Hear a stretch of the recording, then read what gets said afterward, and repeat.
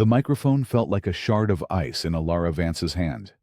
It was a cold, alien weight in a room shimmering with heat, a suffocating opulence that clung to the air like expensive perfume. The grand ballroom of the Corinthian Hotel was a symphony of crystal and gold, a cavern of engineered prestige where the city's elite had gathered to celebrate themselves. Tonight, they were celebrating her. On the stage, bathed in a soft, forgiving spotlight, Alara was the living embodiment of a modern fairy tale, the Metropolis Prize for Architecture, the industry's most coveted honor, sat on a velvet pedestal beside her.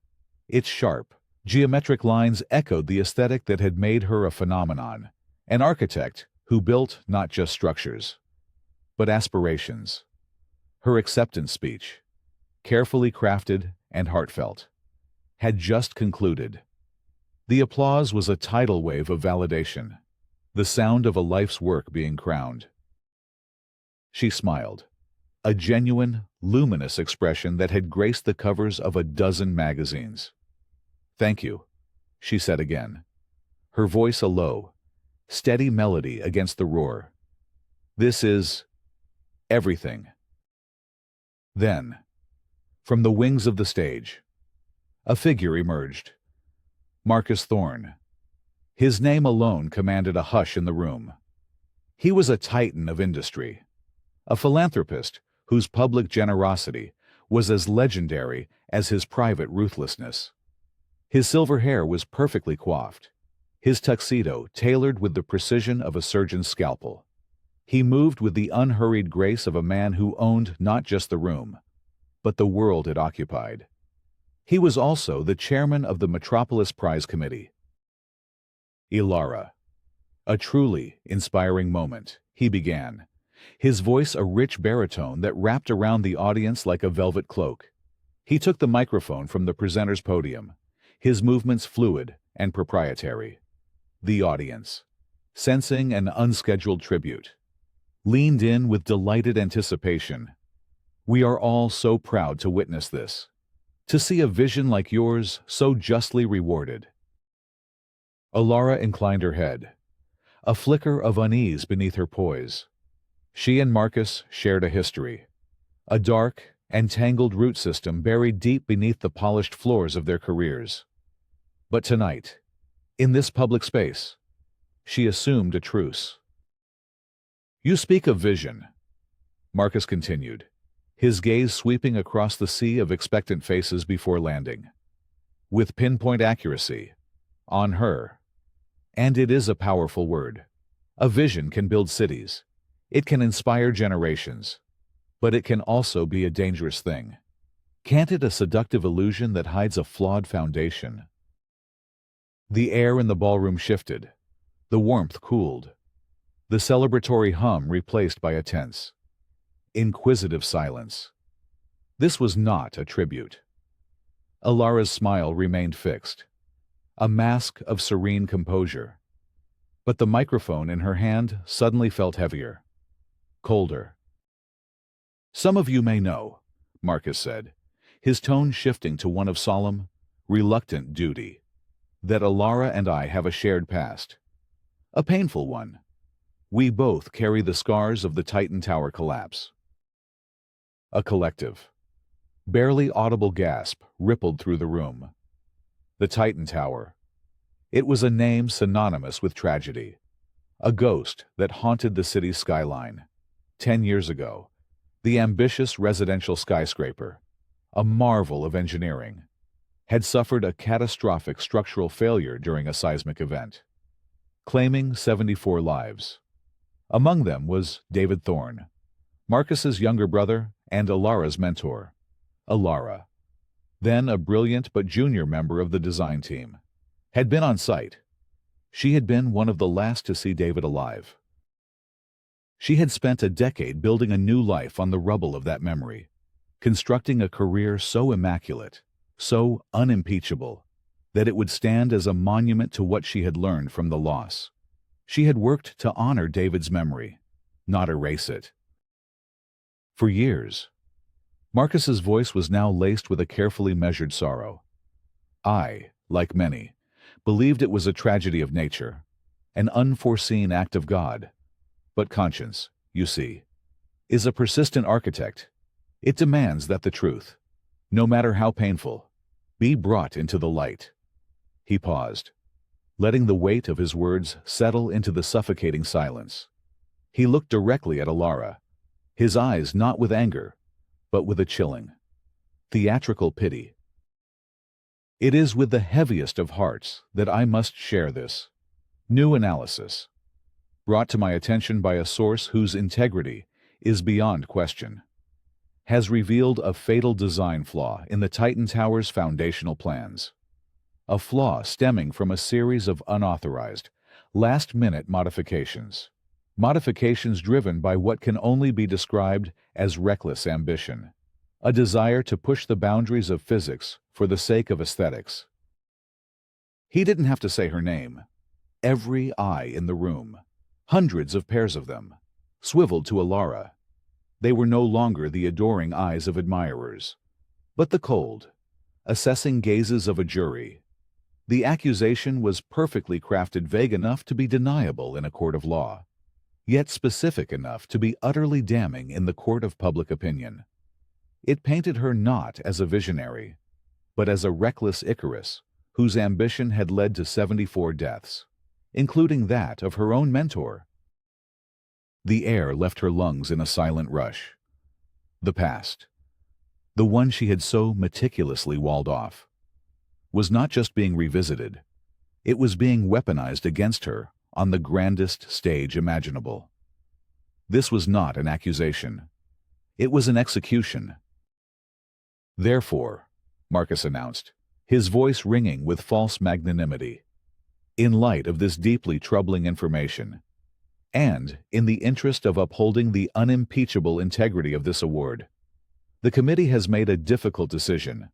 We must regretfully rescind the Metropolis Prize, pending a full and transparent investigation. The shock in the room was palpable, a physical force.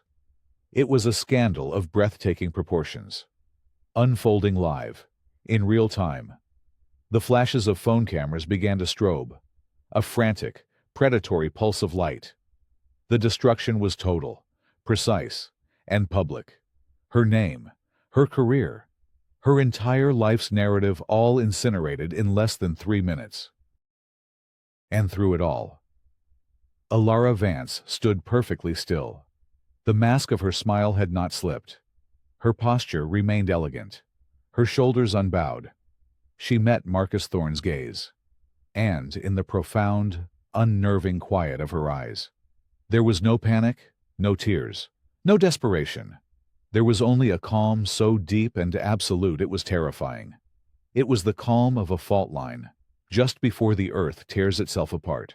The audience, the city, the world watching the live stream, saw a woman gracefully accepting her fall from grace. But Marcus Thorne, standing just feet away, saw something else. He saw the cold, clear glint of a foundation being laid, not for a skyscraper, but for a war. He had meant to break her. He could see now, in the chilling serenity of her composure, that he had only succeeded in unlocking something far more dangerous. The world was waiting for Alara Vance to shatter, but Alara Vance was already calculating the blast radius. The silence in her penthouse was a living thing. It was an oppressive, weighted presence that had swallowed the echoes of congratulatory phone calls that had abruptly ceased hours ago. The sprawling apartment, usually a sanctuary of clean lines and minimalist grace, now felt like a mausoleum. Its floor-to-ceiling windows framed a glittering panorama of the city skyline, a city that, as of tonight, considered her a pariah. Alara stood before the glass, her reflection a pale ghost against the diamond-sharp lights of the metropolis she had once dreamed of reshaping. The couture gown she wore, a column of midnight silk, felt like a costume from another life. She hadn't bothered to change. She hadn't moved for nearly an hour.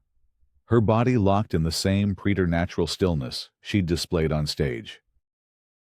The Metropolis Prize, which a sympathetic stagehand had quietly packed and sent to her, sat on the polished granite of her kitchen island. Its box was unopened, a coffin for a ghost. Her phone lay beside it, a dark mirror of ignored notifications. News alerts screamed her name in brutal headlines: Vance, Scandal Rocks, Architecture World, Tragic Flaw, or Criminal Negligence, Thorne's Bombshell Allegations, the Fall of an Icon. The stories were already populated with quotes from former colleagues expressing their shock and disappointment, their words carefully chosen to distance themselves from the blast zone. The jackals were already circling. She picked up a heavy crystal tumbler and walked to the bar, her movements fluid and deliberate. She poured 3 fingers of amber liquid, the clink of the bottle against the glass the only sound in the weaponized quiet. She didn't drink it. She just held it, the cold of the glass a grounding sensation in her numb fingers. This wasn't about the prize. It was a piece of metal, a symbol. This was about the story of her life, the narrative she had painstakingly constructed from the ashes of the Titan Tower. Marcus hadn't just slandered her. He had desecrated a graveyard. He had taken the most profound trauma of her existence and twisted it into a weapon. Her mind drifted back, pulled by an undertow she could no longer resist. 10 years ago. She wasn't Alara Vance, architectural visionary. She was just Alara, 26 years old, a prodigy drunk on the thrill of creation, mentored by the one man who saw the scope of her talent, David Thorne. David was everything his brother Marcus was not: warm, collaborative, a believer in pushing boundaries not for profit, but for progress. He was the soul of the Titan Tower project. The day of the collapse was seared into her memory like a brand. The low, gut-wrenching groan of stressed steel, the fine, choking dust that filled the air, the sudden, violent lurch of the earth. She and David had been on the 45th floor, reviewing schematics. He had pushed her toward the emergency stairwell, just as a support beam gave way. His last word was her name, a command: live. She had lived. She had carried the weight of that survival every day since. The official investigation had cited an unprecedented seismic anomaly as the cause, a freak event that no building code could have anticipated. She had accepted it, filed it away under the category of unbearable, random tragedy. She had channeled her grief and guilt into her work, vowing that every structure she designed would be a fortress of safety and integrity, a quiet penance to David and the other 73 souls lost. And now, Marcus was rewriting that history. He was claiming her ambition, the very quality David had nurtured in her, was the murder weapon. He was positioning himself as the grieving brother, the reluctant bearer of terrible truths. It was a performance of breathtaking audacity. But why? Why now? After 10 years of silence, the rescinded prize was merely the stage dressing. The real objective was her utter annihilation. He wanted to erase her not just from the future of architecture, but from its past. Alara set the untouched drink down on a marble coaster. Her calm was not shock. It was the slow, methodical process of her mind shifting gears. The architect, the builder, was receding. In her place, something else was emerging, something colder, more precise, a demolitions expert. She walked into her home office, a space of glass and steel that overlooked the city's financial district. The walls were lined with her designs, framed blueprints of elegant, soaring structures. They were symbols of her ascent. Now, they seemed to mock her. She sat at her desk and powered on her encrypted workstation. Her fingers flew across the keyboard, her movements economical and certain. She wasn't searching for news articles or social media commentary. She was pulling up the original, archived schematics for the Titan Tower. She accessed deep storage project files, change order logs, materials sourcing manifests, documents she hadn't looked at in a decade. Her mind, trained to see the world in systems, patterns, and structural logic, began to sift through the data.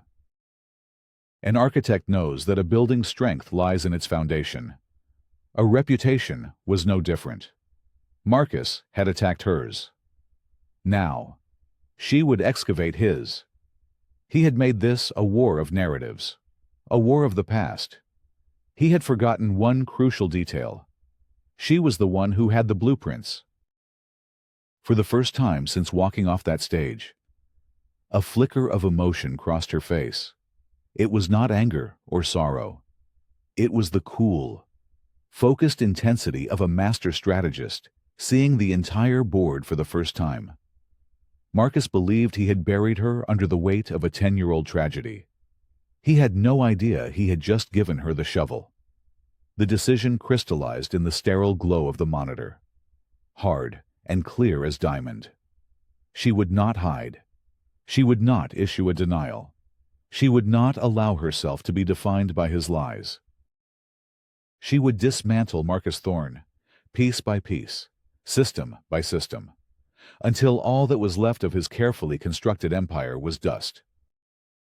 The first days were an exercise in controlled descent, Alara's world. Once a soaring edifice of success, was systematically disassembled. The board of her firm, Vance Architecture, called an emergency meeting. They were polite, their faces masks of strained sympathy. But their message was clear. Her presence was now a liability. They asked her to take an indefinite leave of absence. The words were a masterclass in the coded language of the elite.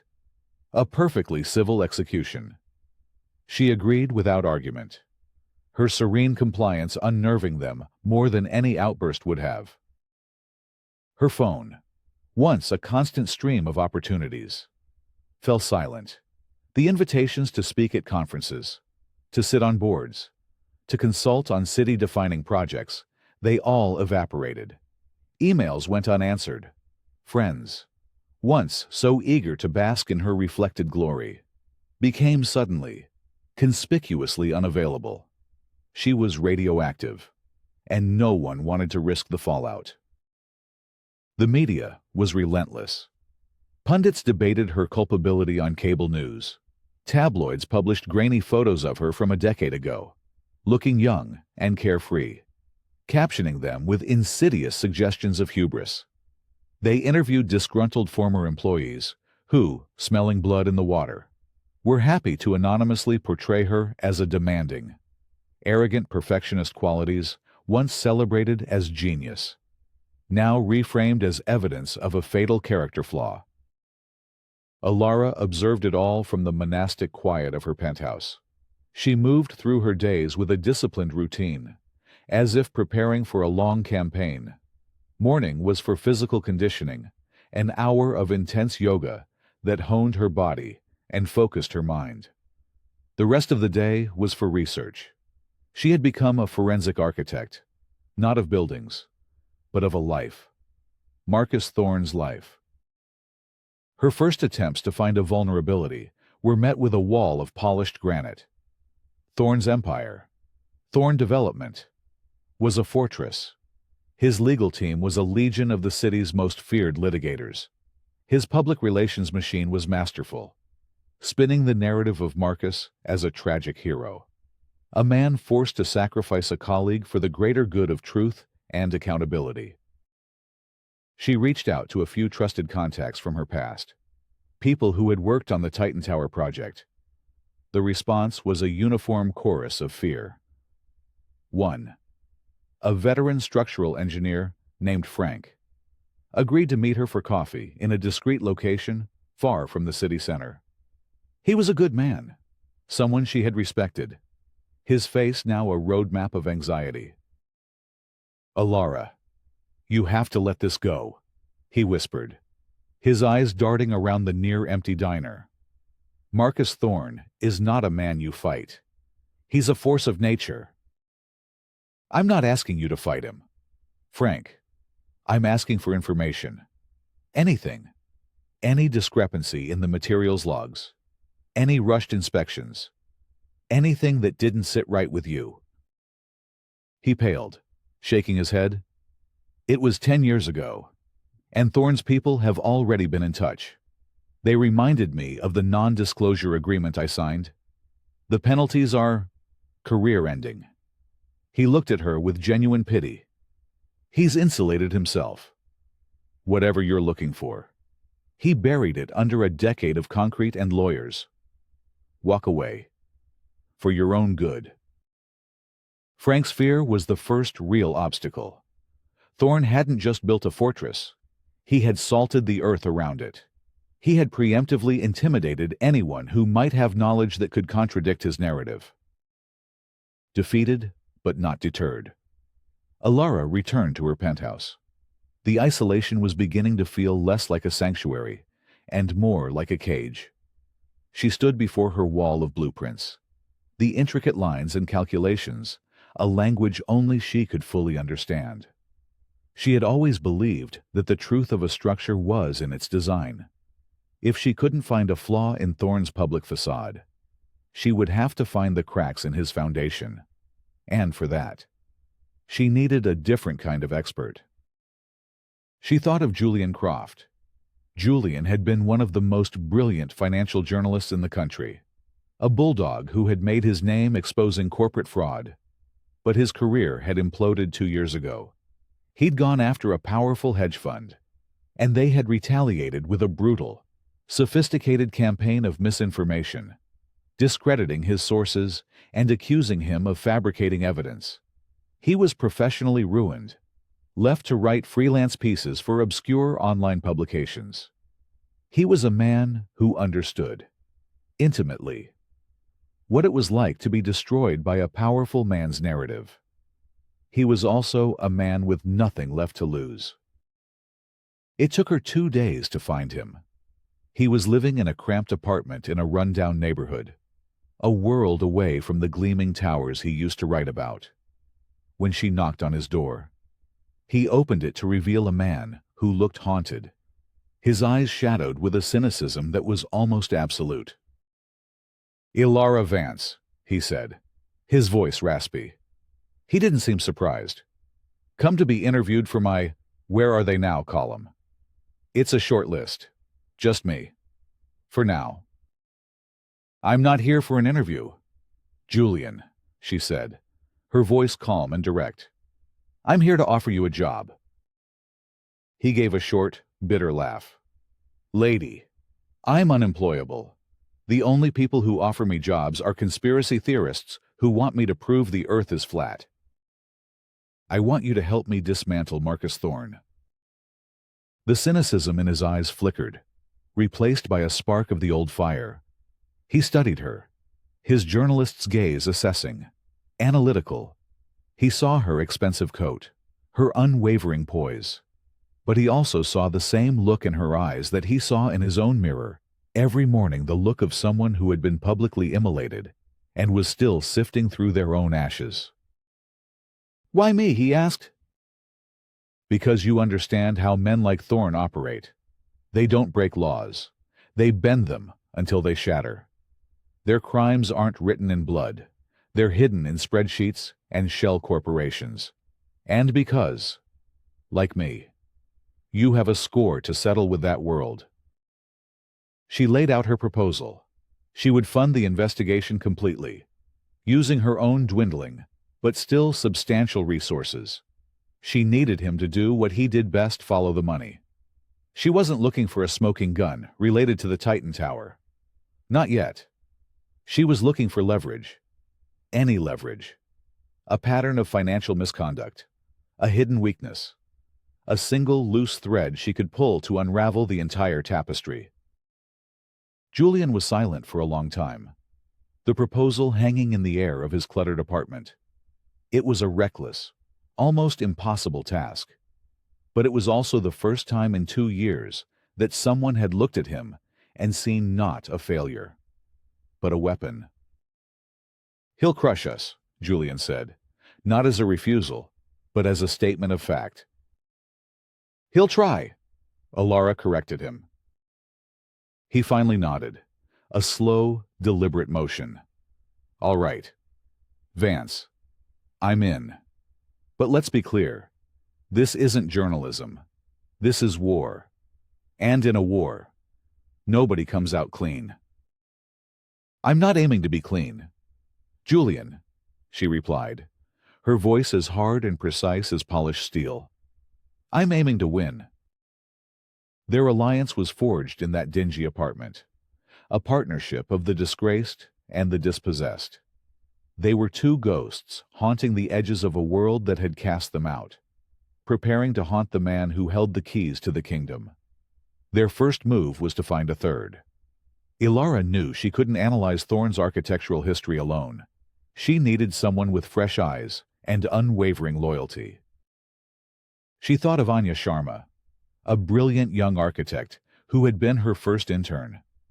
Alara had seen a younger version of herself in Anya's ferocious talent and ambition. When the scandal broke, Anya had been the only one from the firm to send a simple, "Private message, I don't believe it. I'm with you." Alara met Anya at a small, anonymous coffee shop. She laid out the risks, the danger to Anya's promising career if she were to be associated with her. Anya didn't hesitate. "You taught me everything I know about integrity, Ilara," Anya said, her young face set with a fierce determination. "You taught me that a building is a promise. I know you. You don't break your promises." With that, the team was assembled: the architect, the journalist, and the protégé. A covert trio operating from the shadows of Alara's penthouse, which they transformed into a command center, while Julian dove into the labyrinth of Thorne's financial records. Alara and Anya began a meticulous deconstruction of every project Thorne Development had ever built. They were looking for his architectural signature, his patterns, his shortcuts. Weeks bled into months. The world forgot about Alara Vance, consigning her to the footnotes of a sensational but fleeting scandal, which was exactly what she wanted. In the quiet of her self-imposed exile, surrounded by blueprints, financial reports, and the low hum of encrypted servers, she was not hiding. She was sharpening her tools, laying the foundation for her revenge, and waiting for the first crack to appear in Marcus Thorne's perfect world.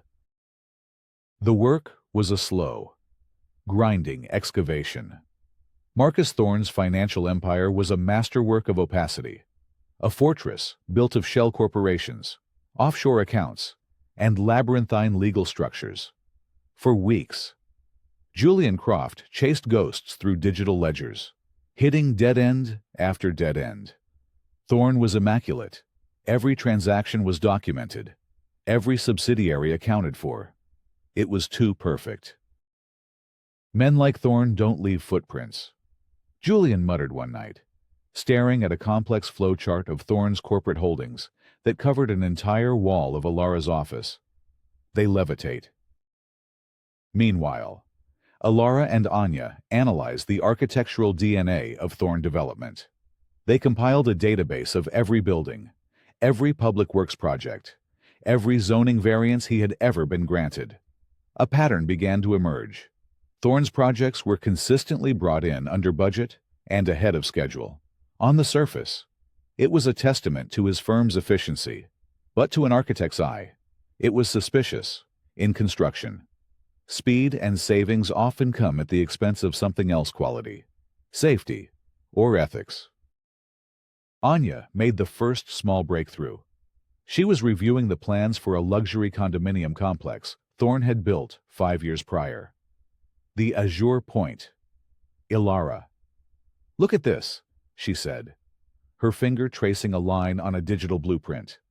The specs for the curtain wall system, the glass facade, were changed post-approval. The original called for triple-paned. hurricane-rated glass from a German manufacturer. The final build used a cheaper, dual-paned alternative from a supplier in Southeast Asia. Did he get a variance for the change? Alara asked, her focus sharpening. No record of it. Anya confirmed. He saved nearly $3 million on the materials. It still met the city's minimum safety code. But just barely. It's not illegal, but it's dishonest. He sold the buyers on German engineering and gave them the bare minimum. It was a start. A small, ugly crack in the pristine facade. They began to find more. Substituted materials in a public library. Underspec'd HVAC systems in a commercial office building. A consistent pattern of delivering a product that was technically legal but ethically bankrupt. All while charging a premium for a quality that didn't exist. The real turning point, the midpoint twist in their shadow war, came from Julian, exhausted and frustrated. He had abandoned the direct financial trail and started investigating Thorne's philanthropic activities. Thorne was famous for his generosity, his name emblazoned on hospital wings and university research centers. It was the bedrock of his public image as a benevolent civic leader. It makes no sense, Julian said, pacing in front of the evidence wall. His charitable foundation, the Thorne Family Trust, donates millions every year, but its operating costs are astronomical. It's almost as if the point isn't the charity, but the expense of giving the charity away. He decided to investigate the recipients, but not the large, public institutions. He focused on the smaller, more obscure grants, the ones that never made the newspapers. And there, he found it. A series of regular, substantial payments made over the last 10 years to a small, boutique public relations firm called Veritas Communications. Veritas doesn't have a website, Julian explained, his voice taut with the thrill of the hunt. They have no client list. They're a ghost. But the payments from Thorne's foundation are consistent. $250,000 every year, for a decade. Using a discreet private investigator, he managed to get a name. The founder and sole employee of Veritas Communications was a man named Richard Adler, a notorious political mudslinger and opposition researcher who had quietly retired years ago. Or so everyone thought. Adler specializes in one thing, Julian said, his eyes gleaming. He creates and disseminates negative narratives. He doesn't just leak information. He builds entire mythologies to destroy people, quietly, subtly, over years. The implication hung in the air, cold and heavy. Alara felt a chill that had nothing to do with the temperature of the room. Julian kept digging. He leveraged an old, reluctant source at a data mining firm to cross-reference Adler's digital footprint with any online activity related to Alara Vance. The results came back a week later. They were horrifying. Julian projected the findings onto the wall. It was a web of shadow and whispers. For 10 years, since the year after the Titan Tower collapse, Richard Adler had been orchestrating a subtle, long-term smear campaign against her. It was a masterpiece of modern character assassination. Anonymous comments on architectural blogs questioning her temperament. Paid whisper campaigns at industry conferences suggesting she was difficult to work with. Carefully placed, unsourced quotes in articles that painted her as a glory hound. It was all designed to build a foundation of doubt around her character, so that when a larger accusation came, it would land on fertile ground. Marcus hadn't decided to destroy her on the night of the awards. He had been laying the groundwork for a decade. The Metropolis Prize wasn't the beginning of his attack. It was the grand finale of a long, patient war she never even knew was being fought. But the most devastating revelation was the why. Julian had managed to unearth the founding document for the Thorne Family Trust. It contained a private mission statement, a sort of family charter written by Marcus himself. In it, he wrote about his brother, David. But the words were not a loving tribute. They were a venomous indictment. My brother David was a genius. Julian read aloud from the document, his voice low. But his genius was compromised by a fatal flaw, his trust in the wrong people. He was seduced by the reckless ambition of those who saw his vision only as a ladder for their own ascent. His legacy, and the legacy of our family, was sacrificed on the altar of another's ego. That debt must be repaid. The scales must be balanced. The room fell silent. Alara stood frozen, the words washing over her like acid. It was her. He was talking about her. This wasn't about corporate rivalry or stealing a project. This was a vendetta, a deeply personal, twisted crusade for what Marcus saw as justice for his brother. In his mind, she was responsible for David's death. Not because of a structural flaw that was just the public-facing weapon he'd invented, but because her ambition had, in his warped view, somehow corrupted David's pure vision. He blamed her for the collapse not as an engineer, but as a malevolent influence. The realization was a punch to the gut. She had been grieving a mentor, a friend. Marcus had been nurturing a decade-long hatred, watering it with money and patience, waiting for the perfect moment to burn her world to the ground. The conflict was no longer professional. It was primal. "He's been hunting you for 10 years, Alara," Julian said softly. A cold, hard clarity settled over her. All the pieces clicked into place. His theatrical performance at the gala, the perfectly timed revelation, the army of lawyers and PR agents. It was the culmination of a decade of planning. He hadn't just attacked her career. He had been trying to systematically erase her soul. She walked to the window and looked out at the city, at the unblinking lights of the towers. She had thought she was in a fight for her reputation. She now understood she was in a fight for her life, for the very truth of her own history. The discovery of his motive didn't frighten her. It focused her. The rage she had suppressed for months finally coalesced into something pure and diamond-hard. "He wants to balance the scales," she said, her voice devoid of any warmth. She turned from the window, her eyes like chips of flint. "All right, let's balance them." The hunt was over. The war had just begun. The revelation of Marcus's decade-long vendetta changed the atmosphere in the penthouse command center. The abstract quest for leverage had become a raw, personal battle. The stakes were no longer just professional. They were existential. Alara, however, grew calmer, her focus becoming almost unnervingly sharp. The knowledge of his true motive had stripped away any remaining sentimentality. This was a zero-sum game. With the discovery of Veritas Communications, Julian finally had a thread to pull. He began to cross-reference every payment from the Thorne family trust with public records, searching for other ghost consultants, other secret expenditures. It was like peeling back the layers of an onion, each layer revealing a deeper level of rot. Thorne wasn't just funding a smear campaign against Alara. He was using the charitable trust as a personal slush fund, a vehicle for all manner of ethically dubious activities.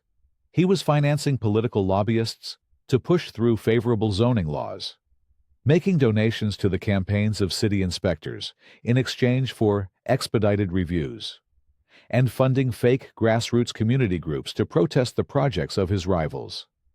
It was a symphony of sophisticated corruption, all laundered through the pristine image of philanthropy. "He's using his charity to rig the whole game," Julian marveled, pointing to a complex diagram on the screen. "He builds a hospital wing, gets his name in the paper, and the city council feels so grateful they rezone a waterfront property for him without a second thought. It's genius. Vicious, but genius." As they amassed a mountain of circumstantial evidence, Alara knew it wasn't enough. Thorne was a master of plausible deniability. He would dismiss Julian as a discredited journalist and her as a vengeful woman. They needed something irrefutable, something that couldn't be spun or explained away. They needed proof of a crime that was not just unethical, but unequivocally illegal. The answer, Alara suspected, lay in the buildings themselves. "Anya," she said, her eyes fixed on a map of Thorne's projects. "I want to go back to the beginning. The first project Thorne completed after the Titan Tower collapse. The Phoenix Plaza. It was his comeback project. He dedicated it to David's memory." The Phoenix Plaza was a sprawling, mixed-use development in a lower-income neighborhood. It had been hailed at the time as a triumph of urban renewal, a symbol of Thorne's resilience and commitment to the city. Alara and Anya spent a week poring over the building schematics, construction logs, and inspection reports. On the surface, everything was perfect. But Anya, with her meticulous eye for detail, found an anomaly deep in the archives of the city's Department of Buildings. A single page, a supplementary report on the composition of the structural steel used for the primary support columns. The report was signed by a city inspector named Arthur Kensington. "I know that name," Alara murmured, a distant memory stirring. Kensington was old school, a stickler for the rules. He and David used to argue for hours about safety margins. David respected him immensely. "According to this," Anya said, Kensington signed off on a shipment of steel that was sourced from a different supplier than the one listed in the primary contract. The change saved Thorne over $5 million. "Run a check on the alternate supplier," Alara commanded. The results were chilling. The supplier, a now-defunct company called Industrial Strength Metals, had a history of providing substandard materials. Its products linked to 2 minor structural failures in other cities before it declared bankruptcy. He built his comeback project, the one dedicated to his dead brother, with cheap, potentially faulty steel, Julian said, his voice laced with disgust. This was it. This was more than cutting corners on aesthetics. This was a willful disregard for public safety, a ticking time bomb planted at the heart of a residential building. It was a felony, but they still needed definitive proof. They needed to test the steel in the Phoenix Plaza itself. Getting that proof was their second great obstacle. The building was private property, heavily secured. They couldn't just walk in and take a core sample from a support beam. Alara devised a plan. Julian used his investigative skills to discover that the building's chief maintenance engineer was a man deeply in debt from gambling. For a price, the engineer agreed to look the other way for 1 hour, providing access to a service corridor in the basement that ran alongside one of the primary support columns. The operation was executed with military precision, under the cover of a moonless night. Alara and Anya, dressed in generic maintenance uniforms, slipped into the Phoenix Plaza. The air in the concrete service corridor was thick with the smell of damp and dust. It was a stark contrast to the gleaming lobbies and opulent penthouses of Alara's world. This was the building's hidden skeleton. Using a portable, state-of-the-art ultrasonic scanner, Anya took readings of the support column's interior density and composition. The device fed the data directly to a secure laptop. The results began to form on the screen, a cross-section of the steel's molecular structure. "It's not just substandard, Alara," Anya whispered, her face pale in the glow of the screen. "It's worse. There are microfractures. The integrity is compromised. Under the right stress conditions, this whole building could be at risk." They had their proof, irrefutable, scientific evidence of criminal negligence. As they were packing their equipment, a text message buzzed on Alara's phone. It was from Julian. "Get out now." Silent alarm tripped. "He knows." A cold dread washed over Alara. They had been discovered. Thorn had been one step ahead of them. They scrambled out of the service corridor, just as the distant sound of sirens began to pierce the night. They made it out of the building and melted into the city's shadows moments before the first police cars arrived. Back in the penthouse, the atmosphere was electric with fear and adrenaline. The game had changed. Thorn was no longer just a passive target. He was an active threat. He knew he was being investigated. And Marcus Thorn was not a man who played defense. Retaliation was swift and brutal. The next morning, Julian was served with a multi-million-dollar lawsuit for defamation and corporate espionage, filed by one of Thorn's shell corporations. It was a slap suit, designed not to win, but to bankrupt him with legal fees. His meager savings would be wiped out in weeks. Anya's family, who owned a small construction business, found all their municipal contracts abruptly canceled. No official reason was given. But the message was clear. Thorn's influence reached into every corner of the city. He was cutting off their oxygen, targeting the people Alara cared about, demonstrating the length and breadth of his power. That night, Alara found Anya packing her bags, her face streaked with tears. "I can't do this. Alara," she sobbed. "He's going after my parents. They could lose everything they've worked for their whole lives." Alara looked at the terrified young woman, then at Julian, who sat staring at the ruinous lawsuit papers. The fight seemingly drained from him. Thorn was doing to them exactly what he had done to her, isolating her, making her toxic to everyone she touched. He was dismantling her support system, her small army of two. This was his checkmate. Alara felt a surge of cold fury. He was threatening her people. He was trying to instill in her the same fear that had silenced Frank the engineer, the same fear that ruled his world. She walked over to Anya and placed a firm hand on her shoulder. "Go home. Anya, be with your family. You've done more than enough." "Thank you." She then turned to Julian. "Julian, I'm transferring $5 million into an escrow account for your legal defense. Fight him. Bleed him dry with motions and discovery requests. You are not going to fold." They both stared at her, stunned. "Alara, what are you going to do?" Julian asked. "He wants to fight me alone," she said, her voice dangerously quiet. "He wants to make this personal." "Fine." She looked at the evidence. They had collected the data from the ultrasonic scan, the proof of Thorn's slush fund, the web of corruption and lies. They had all the pieces. Thorn thought he had cornered her by attacking her allies. He didn't realize he had just unshackled her. With her team safe, she was no longer responsible for anyone but herself. She was free to execute the final phase of her plan, with no regard for the consequences. "I'm going to end this," she said. "He's set a public stage for his annual shareholder meeting next week.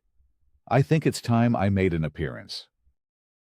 The ballroom of the Thorn International headquarters was a cathedral of corporate power, a vast, tiered space of dark wood and brushed steel. It was designed to inspire awe and insignificance in equal measure. On this day, it was packed with hundreds of shareholders, financial analysts, and journalists for Thorn Development's annual meeting, the crowning event of Marcus Thorn's corporate calendar. The proceedings were being live-streamed globally, a testament to the company's influence. Alara Vance walked through the security checkpoint, her presence causing an immediate, hushed ripple through the assembled crowd. She was a ghost at the feast. She wore a simple, impeccably tailored suit of charcoal gray, her hair pulled back in a severe knot. She was not dressed for a gala. She was dressed for battle. Her entrance was not an act of defiance, but a declaration of intent. Her admission was secured by a single share of Thorn Development stock, gifted to her by a former low-level employee. a woman whose father had lost his pension to one of Thorne's ruthless acquisitions years ago. It was a small, symbolic key that unlocked the gates of the fortress. She took a seat in the back, her expression a mask of detached neutrality. She watched as Marcus Thorne took the stage to a thunderous ovation. He looked magnificent, a king surveying his domain. He was charming, confident, his speech a soaring tribute to a year of record profits and ambitious expansion. He spoke of integrity, of legacy, of building a better future. The hypocrisy was so profound, it was almost sublime. After the main presentation, the floor was opened for the shareholder Q&A. A procession of sycophantic fund managers and fawning analysts stepped up to the microphones to praise Thorne's leadership. Alara waited, her patience absolute. When there was a lull, she rose from her seat and walked, with a calm, deliberate pace, to the nearest microphone. A nervous energy filled the room. The camera operators, sensing drama, zoomed in on her face, projecting her image onto the massive screens flanking the stage. For a moment, she and Marcus Thorne stared at each other across the expanse of the ballroom. His confident smile tightened almost imperceptibly at the edges. "Mr. Thorne." Alara's voice was clear and steady, amplified throughout the silent room. "Alara Vance, I, too, am a shareholder. I have a question regarding the company's long-term risk management strategy." Thorne's composure was flawless. He gave a small, indulgent nod. "Ms. Vance, an unexpected pleasure. Please, proceed." The subtext was clear. "You have no power here." "My question concerns the Phoenix Plaza development, completed 9 years ago," Alara began.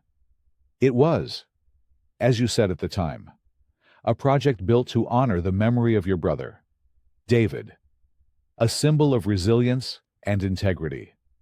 Could you confirm for the shareholders that the structural steel used in that building's primary support columns met the specifications outlined in the original, city-approved architectural plans?" The question was a surgeon's scalpel, specific, technical, lethal. A flicker of something surprise. Annoyance crossed Thorne's face before being suppressed. "Ms. Vance, I can assure you and all our shareholders that every Thorne development project meets or exceeds all municipal building codes," he said, his voice smooth as polished marble. "We have a flawless safety record." "That wasn't my question," Alara pressed, her tone unwavering. "I did not ask if it met the minimum code.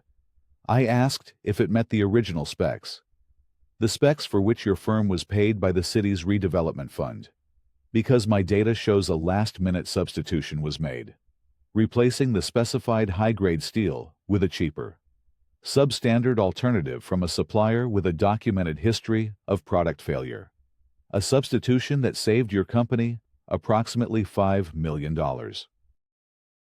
Gasps echoed through the ballroom, on the trading floors. Algorithms began to flag the exchange. Thorne's lawyers, seated in the front row, began whispering furiously to each other. "Your data is mistaken," Thorne said, a hint of steel entering his voice. "All materials were signed off on by the city's chief inspector at the time, Arthur Kensington, a man of unimpeachable integrity. He had walked directly into her trap. This was the moment of her complex moral choice. The secondary twist she had prepared for. Exposing the truth about the steel would inevitably implicate Arthur Kensington, the respected, now retired inspector who had signed off on it. A man she knew was terminally ill. A man David had considered a friend. Destroying Thorne required tarnishing the legacy of a decent, dying man. She took a deep breath. "You are correct," she said, her voice softening with a note of what sounded like sympathy. "Arthur Kensington did sign off on it. A good man who, according to hospital records, was on a leave of absence for his first round of chemotherapy on the very week that fraudulent inspection report was dated and filed. A man whose digital signature was applied to a document he could never have seen. The room erupted. She hadn't just accused Thorne of fraud. She had accused him of forging the signature of a dying man to cover his tracks. She had reframed Kensington not as an accomplice, but as another of Thorne's victims. "This is an outrageous and baseless accusation," Thorne thundered, his composure finally cracking, his face flushed with rage. "Is it?" Alara replied, her voice cutting through the noise. "Then, perhaps you can explain these." On cue, at the back of the room, a large monitor flickered to life. It was controlled by Julian, operating from a remote location. The first image appeared, a high-resolution ultrasonic scan of a steel column, overlaid with data showing clear evidence of microfractures and metal fatigue. "This is a scan taken from a primary support column in the Phoenix Plaza 2 nights ago," Alara announced. "It shows a structural integrity far below accepted safety margins for a building of its size." A new image replaced the scan bank records. And these are payments, funneled from the Thorne Family Trust through a shell entity called Veritas Communications to a political lobbyist who successfully petitioned to have the city's 10-year mandatory structural review program for buildings like the Phoenix Plaza delayed by 5 years. The petition was approved just last month. The final image appeared. It was a copy of the forged inspection report, side by side with a dozen authenticated samples of Arthur Kensington's signature. A forensic handwriting expert's report was highlighted, concluding with 99.9% certainty that the signature on the report was a digital forgery. The evidence was absolute, a digital tri-screen of damnation. She had shown the crime, the motive to hide it, and the cover-up. It was a flawless, irrefutable case, presented not in a courtroom, but in the heart of his own empire, in front of the world. Thorne stood frozen on the stage, his face a mask of disbelief and fury. The architecture of his life, his power, his reputation, was collapsing around him in real time. The flashes of cameras were like machine gun fire, the shouting of journalists, the panicked cries of shareholders. It was the sound of an empire turning to dust. And finally, "Marcus," Alara said, her voice dropping to an almost personal, chillingly quiet level, though the microphone carried it to every corner of the room. "Let's talk about David. You built a decade-long vendetta on the lie that my ambition caused his death. The truth is, you dishonored his memory the moment you put profit before safety. David Thorne believed in building things that would last forever. You built a tomb and put his name on it." In that final moment, the cameras captured the complete disintegration of Marcus Thorne, the mask of the philanthropist, the titan, the grieving brother, fell away, revealing the grasping, terrified man beneath. His downfall was not just financial or legal. It was total. He was unmade. Uniformed officers were already moving through the panicked crowd, making their way toward the stage. Alara dropped the microphone. It hit the floor with a deafening thud that echoed through the ballroom like a gavel. She turned and walked away, not looking back, her face serene, the architect of a perfect, beautiful demolition. The aftermath was a storm. Thorne Development's stock value evaporated in minutes, triggering a market-wide halt. Marcus Thorne was arrested on stage, his face a canvas of slack-jawed shock as he was led away in handcuffs. The live-streamed images became an instant, global symbol of corporate downfall. The media, which had once feasted on Alara's reputation, now devoured Thorne's, replaying her systematic takedown in an endless loop. Alara watched it unfold from the silent sanctuary of her penthouse. The city lights, once a source of inspiration, now seemed like the embers of a distant fire. The victory felt quiet. It was not the triumphant, fist-pumping catharsis she might have imagined. It was the solemn, heavy calm after a controlled demolition. The structure was down. The dust had yet to settle.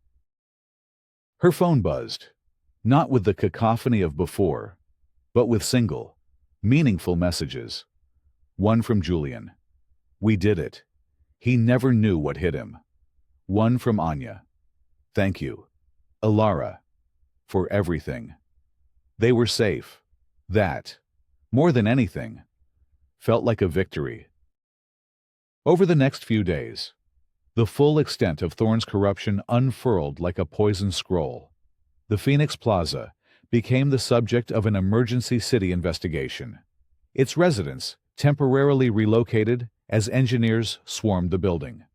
The district attorney convened a grand jury, and Thorne's meticulously constructed empire was dismantled by subpoenas and search warrants. His network of corrupt officials and paid whisperers was exposed, a rot that ran deep through the city's foundations.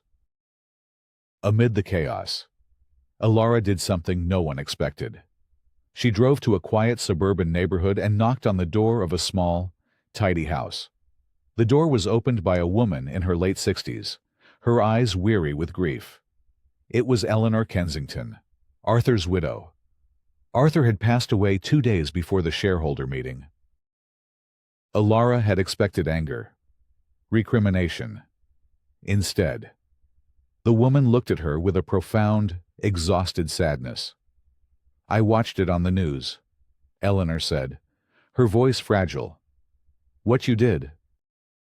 "I am so sorry for any pain I caused your family," Alara said, her voice stripped of its boardroom armor, left with only human sincerity. "Arthur was a good man. I wanted the world to know he was a victim, not an accomplice." Eleanor nodded slowly, inviting Alara inside. The house was filled with pictures of a life well lived of Arthur with his children, his grandchildren. He knew Marcus was pressuring him. She confided, her voice barely a whisper. He was sick, and Marcus offered to cover his experimental treatment costs. Off the books. If he would just sign the report. Arthur refused. He told me he'd rather die than sign his name to a lie. We never saw a penny from Marcus. And Arthur. He worried until the end that Thorne would find a way to use his name anyway. Alara felt a wave of relief so profound it almost buckled her knees. Her moral gamble had been the right one. She had not just protected a good man's name, she had honored his final, courageous act of defiance.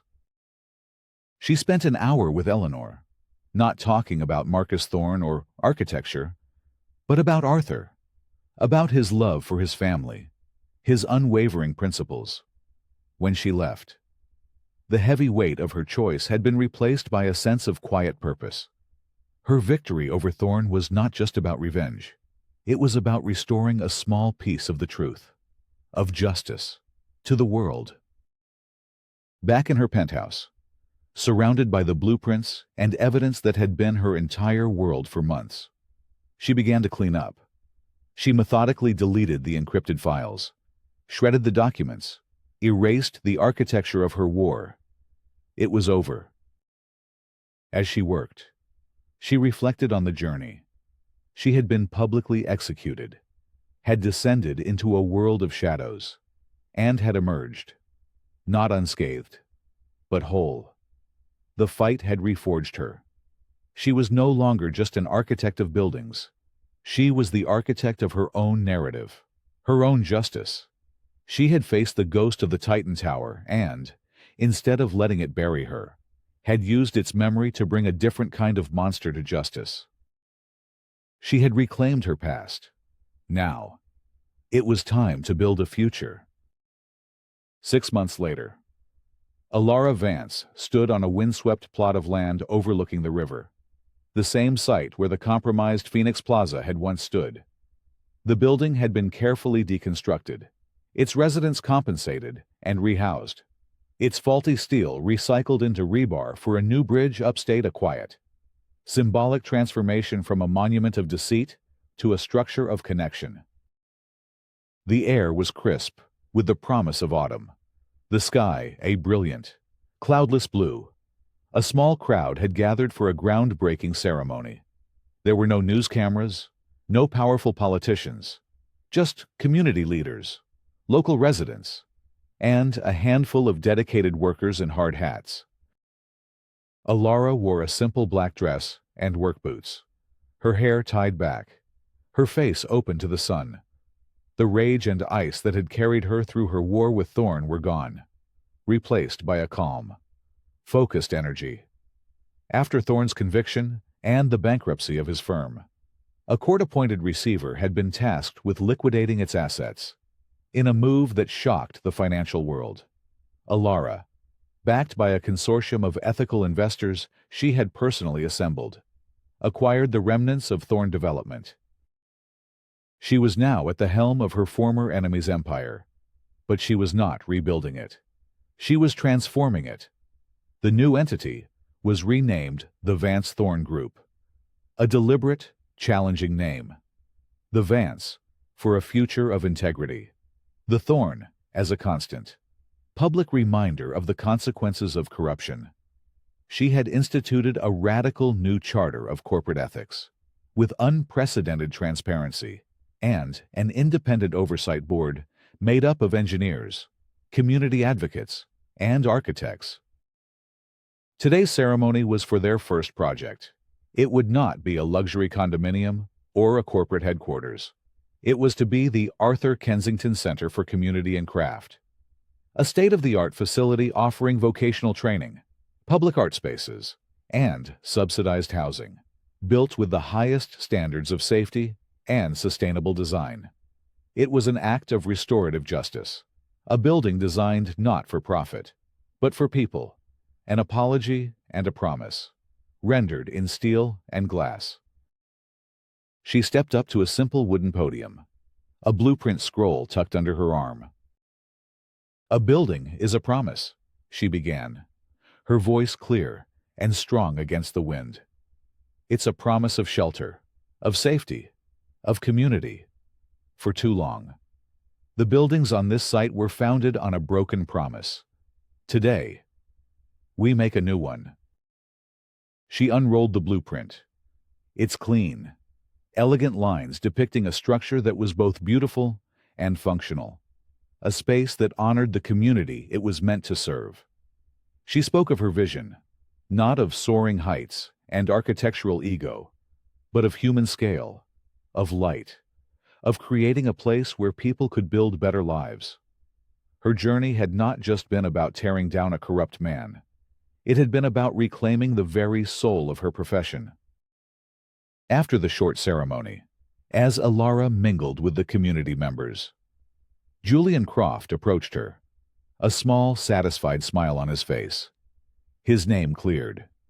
He had started his own independent investigative journalism outlet, funded by an anonymous grant from a new foundation dedicated to corporate accountability, a foundation Alara had quietly established. "Looks like you're back to building things," he said. "It's what I was always meant to do," she replied, a genuine warmth in her voice. "I have something for you," Julian said, handing her a simple sealed envelope. "It came to my office last week." Alara opened it. Inside was a handwritten letter on plain stationery. "Dear Miss Vance, my name is Maria. My son and I lived in the Phoenix Plaza. After the news broke, we were terrified. We thought we would lose our home, that we would be another casualty of a rich man's games. Instead, your new company helped us find a better, safer apartment. They are paying the difference in rent until our new home in the Kensington Center is ready. You didn't have to do that. The courts didn't require it. You chose to. I don't know much about revenge or business, but I know about building a home. Thank you for giving us ours back." Tears welled in Alara's eyes, the first she had shed through the entire ordeal. They were not tears of sorrow or anger, but of a profound, cleansing grace. This was the true victory. Not the destruction of an enemy, but the construction of a future. Not the settling of a score, but the healing of a wound. She looked up from the letter. Out at the construction site where the foundations of a new promise were being laid. Her reflection was no longer a pale ghost against the city. It was a solid, real presence, etched against a bright, limitless sky. She had walked through fire and emerged not burned, but forged.